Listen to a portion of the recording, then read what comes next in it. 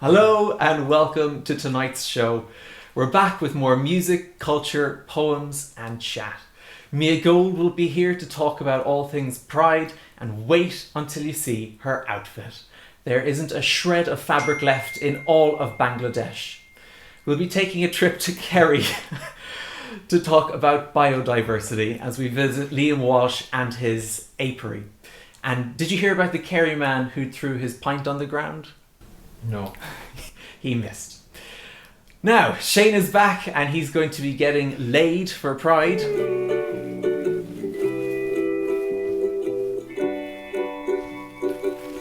And Conor is back with another poem for us to ponder. We'll have music from Jack O'Neill. Those of you familiar with the Irish hardcore scene will recognise Jack from the Cork metal collective Corrosa. But before all of that, what a week it's been for Ireland in the Olympics. Unbelievable. The Irish duo Fintan McGrath and Paul O'Donovan left the Germans bitterly disappointed to be in second place. I guess you could call them sauerkrauts. What are sauerkrauts? It's like a pickled sour cabbage. Oh. Sorry, I ruined your joke there. That's okay. I guess it wasn't that good anyway. Now, how can we get more plastic into our diets? We'll have the answers to that and so much more tonight with Kevin.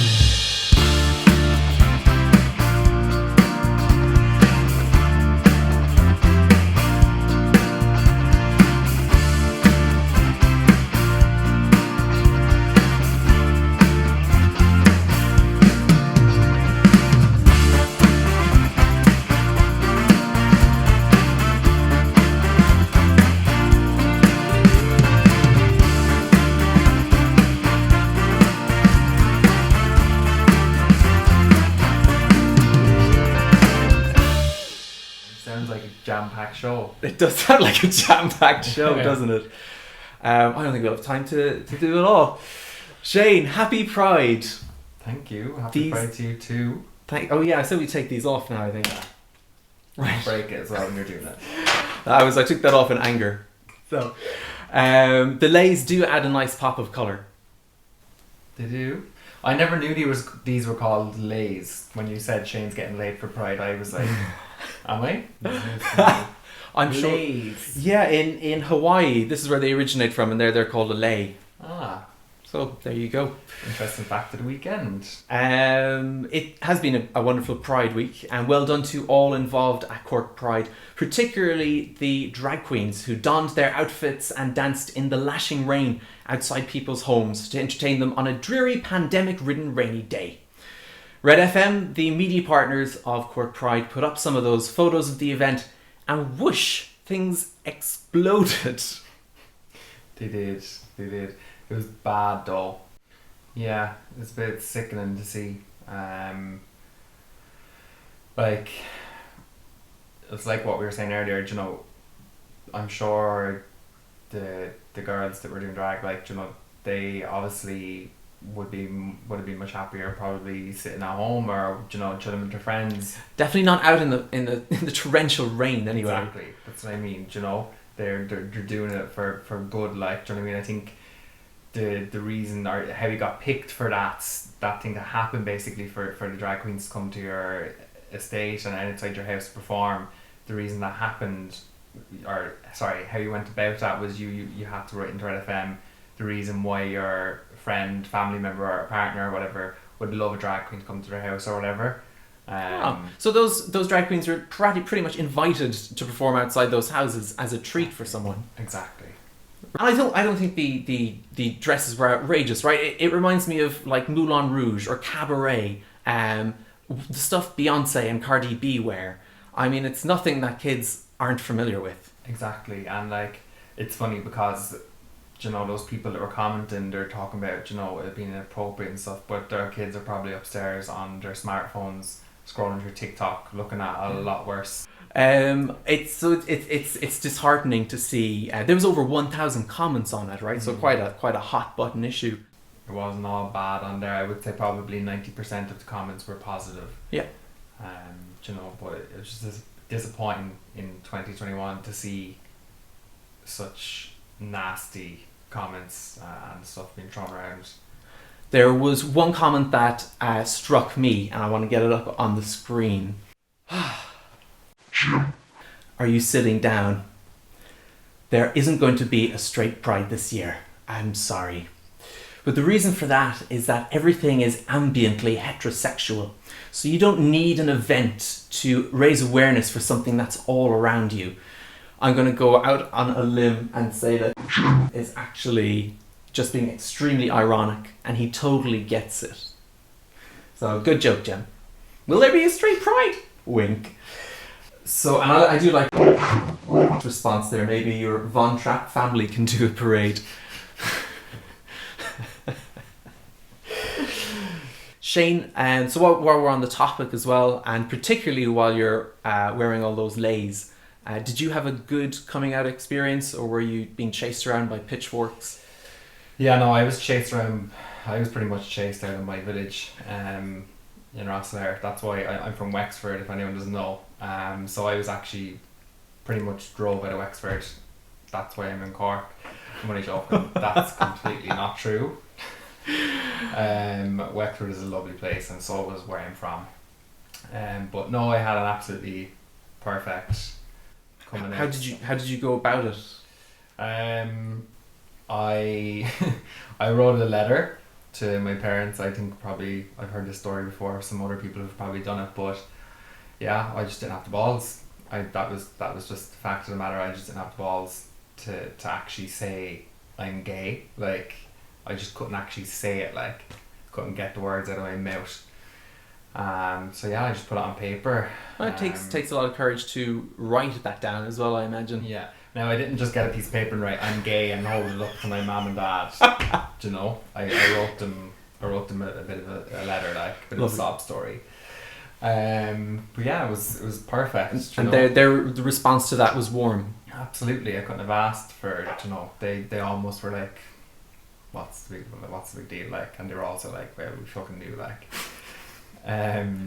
But just going back to the stuff, not to be talking about negative stuff too much, but you know, the stuff we were speaking about there on that Red FM post, the comments, you know, and I saw some grown men who were obviously parents and saying, you know, I hope my children never grow up to be like those drag queens or whatever. And I just think, like, if I was a young teenager growing up and I was on Facebook and I saw my dad commenting on a thread like that, can you imagine how hard it would be to come out, like, you know? And it's scary to think that there's parents out there with that mindset still, you know? It's just like, what is going on in people's lives that we just don't know about? It's sad. Yeah. And this is the self-answer to the question of why is there a pride, right? It's to continue to raise the kind of awareness that we need. Exactly. 100%. Lighten the mood with a snack. Yes. I don't like Reese's buttercup stuff. Where are you going? I don't know. Right. So I picked these up in Aldi the other day. And I don't think there could ever be enough Aldis, if I'm honest. I'm sure everyone is probably thinking, wouldn't that park be much better off if it was a new Aldi? Anyway, I picked these up and I realised that there's loads of stickers on it. So then I found the real ingredients. I feel like somebody out of Scooby-Doo, you know, revealing a mystery. And a load of stuff on the front as well that they decided to hide from us. And so I was curious. And so I looked into it, and curious about what? About why they're hiding it? About what? Well, first of all, I looked up what the difference was in the ingredients, and the American ingredients don't have that. It contains a load of genetically modified stuff, and in Europe, I think they're bound by legislation to include it on the label, so they have to print a special label for Europe. Produced from genetically modified sugar beet, corn and soya beans. Okay, so that sticker is removed. That sticker's not on it if you're buying them in the US. Exactly, yeah. And you know, you wouldn't want. I think we're very lucky with the food labeling system that we have here in Europe. As peanut butter, I'm going to be like, I don't know if you remember Mr. Ed. This is what they give animals in movies, you know, if they want to get them to talk. Yeah, like monkeys and stuff. Just like monkeys. Same with the essential oils. When I was actually reading my aromatherapy book, yeah, I'm going to go into aromatherapy, by the way. Really, Shane? Why did you tell us about it? I just started a book today about aromatherapy, and all of a sudden I think I'm a fucking professor in aromatherapy and essential oils. But there was also something in that book about, about these oils, and it said to make sure to get ones that are, they say, pure natural oil, rather than, or pure essential oil, sorry, rather than like ones called like natural essential oils and stuff, because it's genetically modified as well. So make sure it says pure. You do very good like lifestyles tip section. Oh yeah? You know the girl on Holly and Phil in the mornings. Now earlier in the week I went to Kerry to meet with Liam Walsh. He brought me up to speed on what we should be doing to help the pollinators and biodiversity, and he had some stories along the way. For more than 20 years, scientists have known that a swarm of killer bees has been headed towards the United States. Now, Warner Brothers presents Irwin Allen's The Swarm. We have been invaded by an enemy far more lethal than any human force. I got you! That's not footage from my trip to Kerry at all. Did you have Michael Caine playing a disgruntled bee expert on your list of Michael Caine movies to see before you die? No. I don't think anyone did. Who's Michael Caine? Did he get shot for asking that? Maybe, yeah. He was in Interstellar, and I'm going to get shot for not giving a better example. So we move swiftly on with the Kerry footage. And we did take a beautiful scenic route along the coast before we headed north to Lixnaw. So with some gratuitous drone footage, here's our trip to Kerry.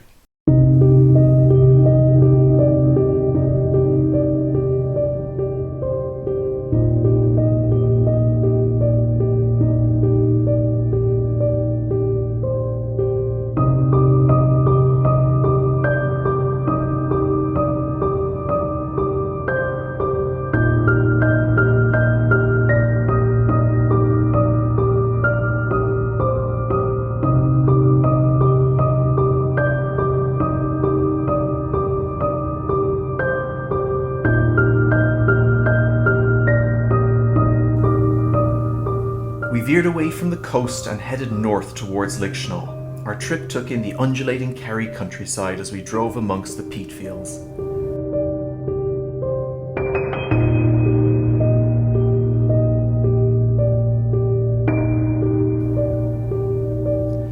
As we rolled up into Lixnaw, Liam had a pot of coffee and a story ready for us. A story quite reminiscent of something you might see in an Indiana Jones film. Jesus, I hate snakes. I hate snakes. If there was a snake in Kerry, I'd be living in Cork. A true guy. Anyhow, on the way up, I met a bunch of lads that were coming down early morning. And they were university students again. And they were on, now the trail we were on was called the Hermit Trail. And with hermits, and the name, would say very few people travel that. It just wasn't travelled. And the boy said, "Yeah, man, you down here all night?" I said, "Yes, we were." "You somebody with you?" I said, "Yeah, he's following on." And they said, "Where are you from?" I said, "We're from Ireland." My granny was from Ireland." "You know my granny?" Fucking I thought Ireland was about the size of my phone. I said, "Well, no, I may know her, but I said I don't know her offhand." And anyhow, I was walking on, and he said, "Hey man, I want to tell you," he said, "there's a snake on the trail ahead." "Oh Jesus," he said. I said, "Oh fuck it, I hate snakes." "Oh man," he said, "I'm just telling you, there's snakes on the trail ahead." And I went on, and I said, "Oh fuck it, what am I going to do now?" And sure enough, came around the next bend. Now the trail was a landslide had come down. There was 2 feet of a path. And then there was a 700-foot drop, and that was it. So I saw the snake all right, and he's coiled up, sitting on a part of the landslide had come down. And I saw it in the film sometimes, where a fella sticks in a kind of a stick, and I thought I'd flick him over the side. And I was Oh Jesus, no, he was too heavy, and I couldn't get him out. And he was a Mojave greenback rattler, 20 minutes if he bites you. And we had no snake thing either, you know. We had no cure for which we should have, but we carried nothing with us like that. We didn't think we'd meet snakes or anything. And anyhow, I couldn't get him, and he got a bit cheesed off with me, you know, and he was rattling like fucking mad. I don't know, shit, what am I going to do now? And there was a flat rock in front of him, and I got my old mountain stick and I put it standing, and it kind of blacked him off a little bit, and I carried on walking. And then I was walking on, and it was awful fucking, it was, every kind of a thing was out early morning. And I thought I had too much. I looked down, and there was another snake, and he creeping along with me. Oh, Jesus. I had a camera hanging around my neck, and I was shaking so much I couldn't pick up the camera to take a shot. And I would love to have that now, but I couldn't do it. I was shaking too much, and all I could do was I walked on past him and hoped for the best, and I got away with it. As we finished up our coffee and headed out to the apiary, Liam had one or two more stories for us. This is where he builds his apiary, and he gave us a rundown on how many eggs the queen bee lays. She's with royal jelly, because she's royal, and she lays something in the region from 1,000 to 2,000 eggs a day. So the females, you see, they don't last long. Their wings wear out about 3 weeks. As people say to me, sure, you bees would know you, they wouldn't sting you at all, they'd know you. In the name of God would they know you? They're only living for about 3 weeks, and their wings wear out drawing in stuff all the time. And that's it, they're gone. Well, not gone altogether, because there's more coming out. That's the goddamn varroa. That's the little bugger that came in now that has caused unbelievable trouble in the bees. And that little fella is so small, you'd hardly see him. He's tiny, but he gets into the young bees and he sucks everything that's in there, and the bee loses energy and power, and eventually will die. I remember one evening somebody came into the yard there, and he looked, Jesus, he said, you keep bees? I do. You get stings, he said. Well, I said, you get a good few stings. But I said, you know, there is a saying that if you get plenty of stings, you don't get any arthritis.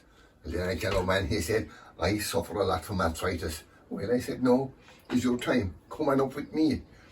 And stand in front of the hive, drop your pants, and I'll give the hive a good kick. Guaranteed, I said, by the time you reach the house, your arthritis will be gone. With about 50 bees stuck in his ass, of course it will be gone. We need to do more to help the bees in order to stop the loss of biodiversity. At an individual level, we should reduce spraying chemicals such as glyphosate to kill weeds. Get up off your lazy backside and weed the garden yourself. Avoid seeds treated with neonicotinoids. Those chemicals can be brought back to the nest and they poison it. And poisoning is never a good starting point. If you have access to an outdoor area, plant a small tree or a shrub, and if you're giving a gift, consider a potted plant which can be replanted instead of cut flowers. If you can leave a section of grass uncut to grow wild, that would help too. A loss of biodiversity will have an impact on the agri-food systems that keep us fed, so it's important that we help the situation. When it comes to farming, more needs to be done. In order to provide cheap food for Europe, the EU payment system uses satellite imagery to establish how much usable farmland, and thus how many eligible payments a farmer should get. Any part of the images obscured by trees and hedgerows are not counted as viable farmland, so there's an incentive there to cut back the hedgerows and the trees for more EU payments. For pollinator bees, birds and animals alike, we've created a green desert. Hedgerows, trees, ditches, bitches, briars and brambles give birds and animals their forage for winter, and farmers need to preserve these hedgerows.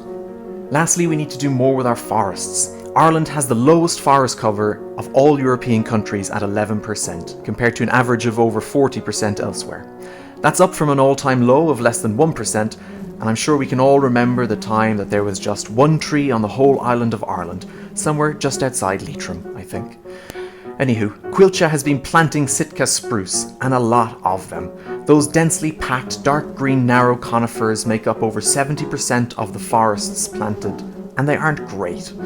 They're the wrong trees for us, leaving little daylight, wildlife or forage, and lead to a lack of biodiversity. So, if you're planting a forest in the next few days, make sure you plant broadleaf native trees. So with less chemicals and treated seeds, and more hedgerows and broadleaf forests, these are some simple steps that will do good to enable biodiversity and help our little bee friends get out of Dodge.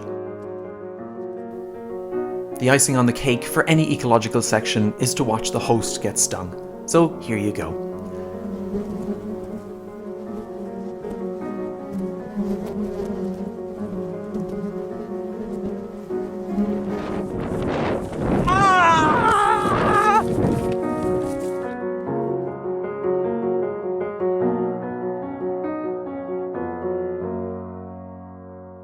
Pretty cool scream at the end there, right? I think that embodies the audible frustration of Earth with the global warming and the stuff that we need to do more about. The plastic, you know, all of that stuff. Now, if you do have the opportunity to plant something green, do it. If you see a lumberjack out on your travels, shoot them. My next guest is hot off the heels of a busy Pride week. She's a Cork icon who can sissy that walk. Can you please welcome to the couch tonight, Mia Gold. Mia, to open, I was wondering, where did you get your name from? Oh, Any God. relation to Mia Farrow? No, not at all. She'd be devastated. Sorry, Mia. She's even watching. I don't think she knows how to turn on the TV. No, my name came from, I used to be called, I'm going to say this, okay, I used to have two names before. Do we have time for this? We have time, absolutely, we have time. I used to be called two names before. First, when I started, I used to be called, when I was in Portugal, during the Carnival, imagine Carnival 2013, I used to be called Nicky Rabbits. Nicky Rabbits. Nicky Rabbits. Just Rabbits. Because I liked Nicki. I liked the name Nicki because Nicki Minaj. And then Rabbit was from Jessica Rabbits. So it was like a fusion between two names. That didn't work. So I didn't like it. It was like too cheesy, like Nicki Rabbits. It was, look at it now, it's fine, but you know. And then I changed for something more funny. Because I was a chef and I was in the kitchen a lot, I used to be in the garnish section. So I used to put all the carrots, potatoes, and all the courgettes or zucchinis or aubergines. You work with those a lot, right? I did, in and out of the job. But my other name, it used to be, I was like, I need something with foods. Something with foods, because I work in the kitchen, I'm a chef, and I want to be like a drag queen that cooks and blah blah. I was like, that was the thought of the time. So I got the name of Rosemary. Just Rosemary. And look at it now, it's like, Rosemary is like, kind of like an old lady's name, and like, I don't want to be called Rosemary, like Rose and Mary. Okay, Rosemary, I am sorry that you had to hear that, okay? Sorry, Rosemary, it's nothing against you, just me. But I just didn't like it. Like, And was it just Rosemary? I think so. I can't remember, but I think it was just Rosemary, just like Madonna or Cher. Right. And then I was like, no, this is not working. And I was at the time like trying to change the name, and a chef of mine that used to work in the kitchen, he was we were just after work chilling in the sofa, and he was like, I want to call my daughter Mia. And I was like, what? It just clicked out of nowhere. I was like, Mia, that's short and sweet and slutty. That's me. Mia, it captures your essence. It's a beautiful name. And I was thinking about a drag name for myself once, and I landed on Brandy Winehouse. But the less said, the better. Anywho, you've been doing drag here for years, but when did it start? My first time was in Portugal. It was 2013. It was Carnival. I don't know, people in Ireland don't have Carnival, or UK, or most countries. But in Brazil, Spain, Portugal, we do like, Carnival is just like a celebration, a colourful party, and it's normally in February. So I went to Carnival in drag. It was my first time because I had a boyfriend at the time that he was kind of a drag queen, but like he was friends with a load of strippers. And he used to work in a bar as well, so he used to be friends with all of them. And he had shoes around the house. So that's when I started getting the interest as well, like trying on these shoes, like, and he was like, "Oh, you trying on the shoes now?" I was like, "Yeah, I just want to try it and see it." But I started in 2013 going to Carnival as a policewoman. I don't know if I can, I don't know, I won't send you the picture because it's too rude. But people thought I was a woman, I don't know how, but yeah, and then I just travelled to Ireland. So then I start, so I was in Kenmare, in Kerry, up to the farms and all of that greenery and everything. So I was there and I started doing Dargaz out there, just for fun, like going to the pub, because there's no nightclub there, it's just like a small village. Yeah, I did it a few times in Kenmare. Came to Cork, just for the first time, like I messaged Chambers on Facebook, being like, "Hey, do you do drag shows by any chance?" That was back in 2015 or 16, something like that. And they're like, "Oh no, sorry, we don't do drag much often, just like when there's like Mr. Gay Cork or like all those kind of events." And then the person that was managing texted me a few weeks later, is like, "Hey, we're having a new night coming in to Chambers. I would like to know if you do perform." And I was like, "Yeah, I do." Having Never performed before. Never, that's exclusive here. Well, you know, they say that the secret to success is saying yes to an opportunity and then figuring out how to do the stuff afterwards. Unless you're like a surgeon or something, then you'd want to know what you're doing up front. Exactly. Like I said yes to this interview now. You're doing great.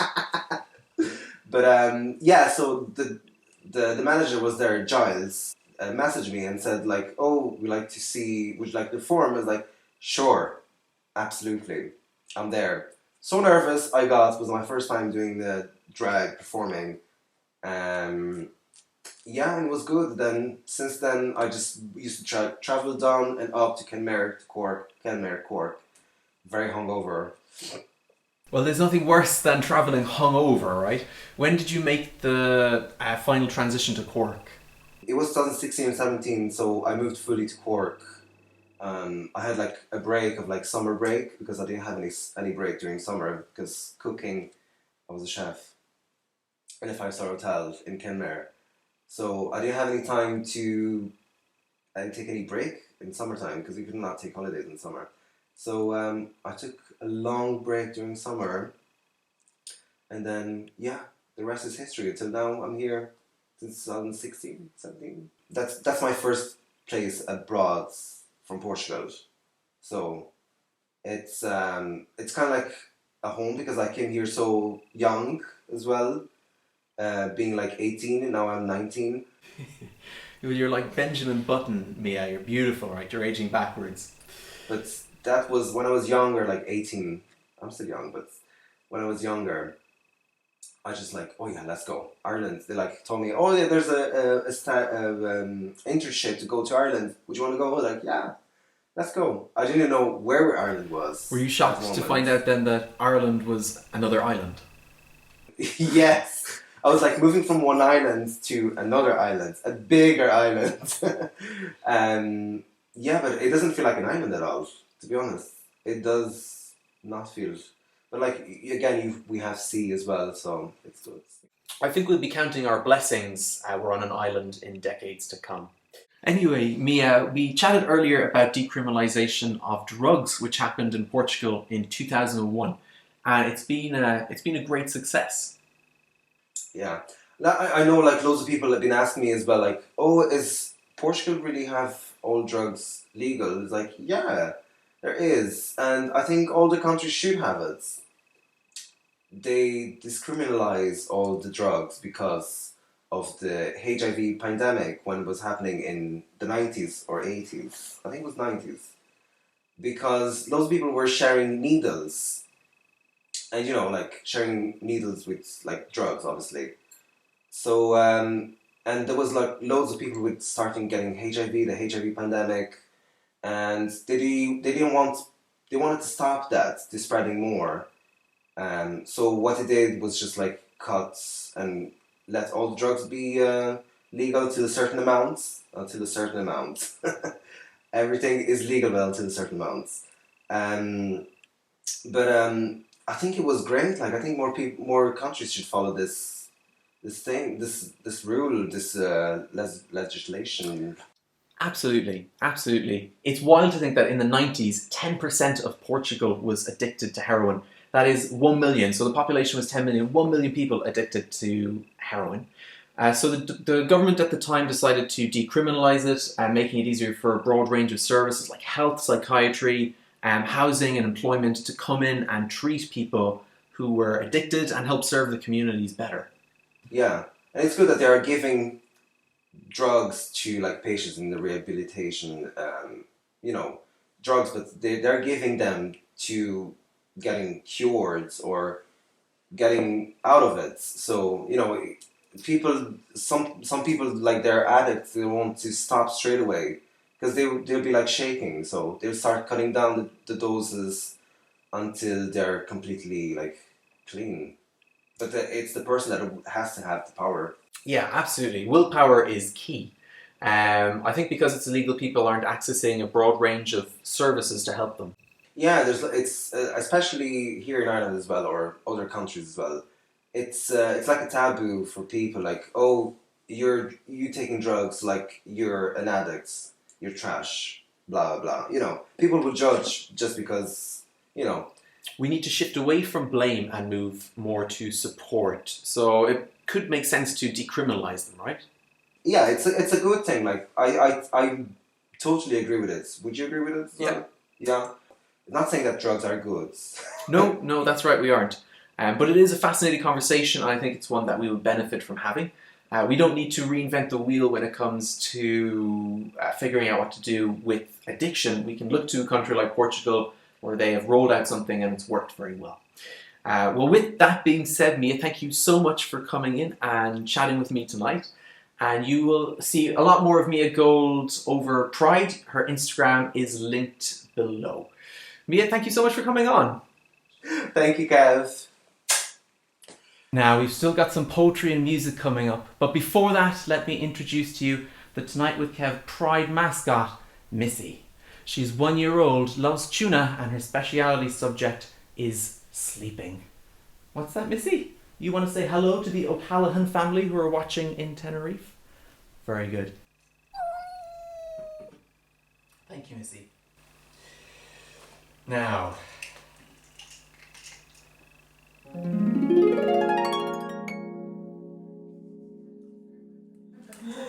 I'll turn it over to Conor Frawley for our poetry. Distractions. So many and too many distractions. Distractions you have not asked for, and distractions you have allowed into your everyday, into your mind, into your habits, into your life. And you're so wrapped up in them all you can't tell them apart from what you want. A distraction from a distraction till you don't know where you started and can't find your way out. You make the mistake of going back, but you don't go back far enough, and you're still only following a distraction. Distractions have followed many a good person all the way to the grave, and only on their dying breath they know what was that all about.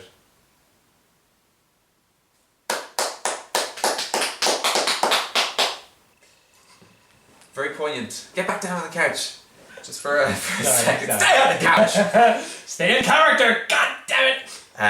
Very poignant poem. I think there's a lot of lessons there. And I hope you didn't find the bubbles too distracting as you were going through that. I'm used to distractions. Let us know your thoughts on that poem. hello@tonightwithkev.com. Conor, thanks again for coming in, and I look forward to seeing what you have cooked up for us next week. Thanks for having me. Now, coming up next, we have a very special performance from Jack O'Neill. But before that, I just wanted to take a moment to speak to you about China. Bet you thought we were home and dry there, getting ready for bed. Boom, China. But it is important, and it's only going to take 2 minutes of your time. So China's behaviour is a cause for concern. Their Belt and Road strategy is a death trap, and its economic invasion into Africa. On the surface, China is building roads, ports and other critical infrastructure into neighbouring countries and throughout the African continent.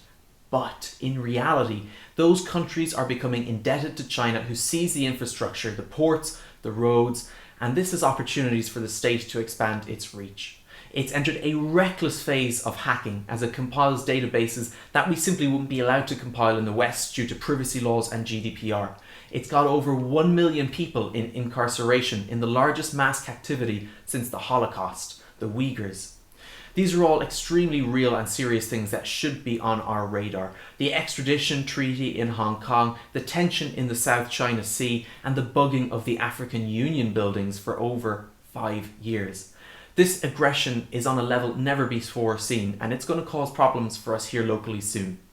Nobody has an appetite for two superpowers going to war, and war as we know it is going to be redefined. Shows of force will continue to exist, but war will be very much more of a smouldering affair of digital blackouts, data leaks, and the tampering of society through nefarious means. Even people inside China are afraid to speak out because they'll end up in internment camps. Chinese state media are hardcore when it comes to stifling conversation and having a singular narrative of fear. They rank, of course, only second to RTE. State media controls the conversation in China, and when it sees something it doesn't like, it goes in and takes action fast. Hardcore as they are, though, they could never be as hardcore as my next guest. Those of you familiar with the Irish hardcore scene will recognise Jack from Cork's metal collective Corrosa, who have been turning it up to 11 with their special blend of heavy blues, sludge and doom rock since 2015. Known for their barnstorming performances in Cork's ubiquitous rock bar, Fred Zeppelin's amongst others, fresh from their roof-raising performance at Cypress Avenue for the 2021 Monolith Festival, tonight Jack will be showing off his tender side and songwriting skills by treating us to an exclusive solo performance of his song Autumn Sings Your Name. Please welcome Jack O'Neill.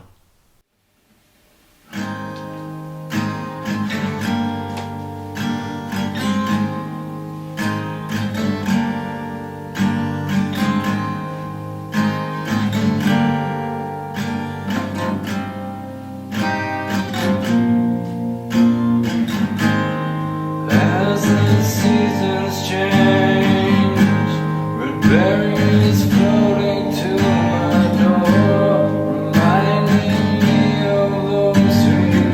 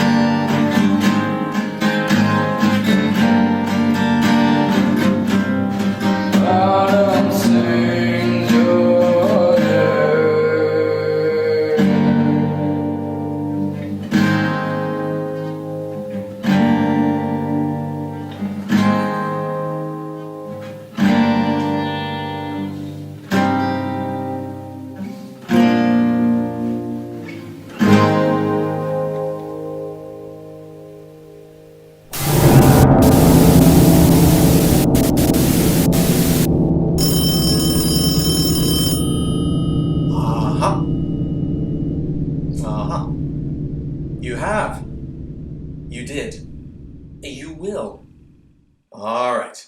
Thank you. Well, we've been cancelled.